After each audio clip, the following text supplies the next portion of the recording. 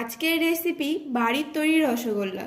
রসগোল্লা করতে লাগবে দুধ, লেবু, ময়দা, এলাচ, চিনি, সুজি। প্রথমে আমি কড়াইটা গরম করে নিয়েছি। এবার কড়াইয়ের মধ্যে দুধটা ঢেলে দেব।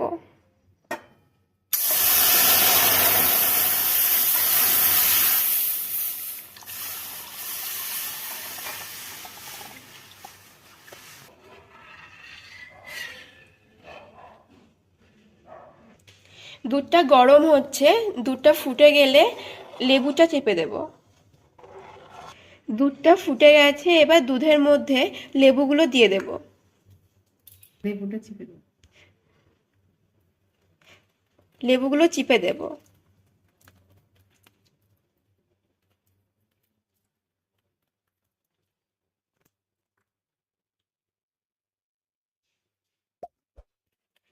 দুধটা কেটে গিয়ে ছানাটা হয়ে গেছে। এবার এটাকে নামিয়ে নেব। পরিষ্কার একটা কাপড় নিয়ে নিয়েছি, এর মধ্যে ছানাটা ছেঁকে নেব।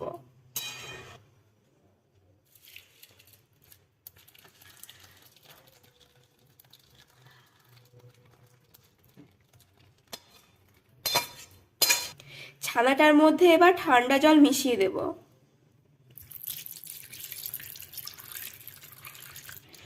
এবার ছানা থেকে জলটা ভালো করে চিপে নেব।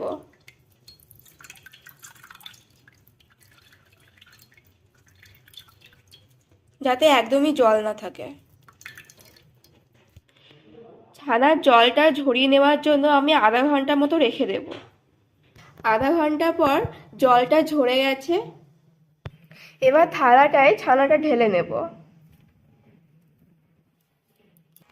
এবার ছানার মধ্যে 1 চামচ ময়দা আর 1 চামচ সুজি দিয়ে দেব।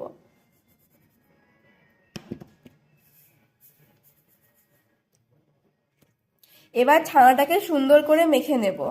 ছানাটা যত সুন্দর মাখা হবে, মিষ্টিটা তত সুন্দরই হবে।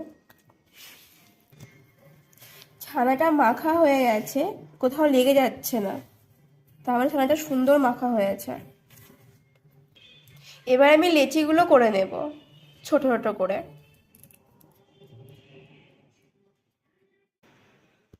এইভাবে এক এক করে আমি সবকটা করে নেব। মিশ ছানাগুলো সব এক সাইজে গোল গোল করে নিয়েছি, একটুও ফাটেনি আর সুন্দরও হয়েছে। কড়াইটা গরম করে নিয়েছি, এবার পরিমাণ মতন চিনি দিয়ে দেব।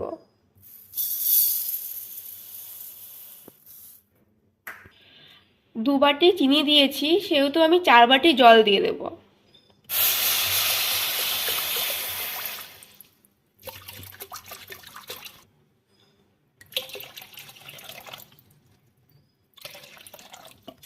এবার জলটার মধ্যে আমি এলাচ দিয়ে দেব, তো সেন্টটা সুন্দর হবে। চিনির শিরাটা ফুটে গেছে। একে একে এবার এগুলো ছেড়ে দেব।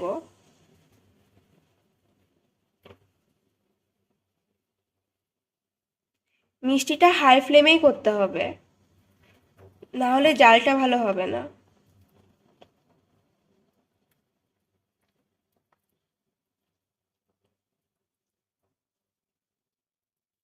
এবার আমি 10 মিনিটের জন্য ঢেকে দেব। ঢাকনাটা খুলে এবার দেখে নেব কতটা হলো। দেখুন মিষ্টিটা অনেকটাই ফুলেছে, আরেকটু হবে। আবার আমি কিছুক্ষণের জন্য ঢেকে দেব। রসটা অনেকটাই গাঢ় হয়ে এসছে, আর মিষ্টিটাও প্রায় হয়ে এসছে, আর অনেকটাই ফুলেছে। মিষ্টিটা হয়ে গেছে, এবার আমি নামিয়ে নেব। দেখুন কতটা বড় হয়েছে মিষ্টিটা।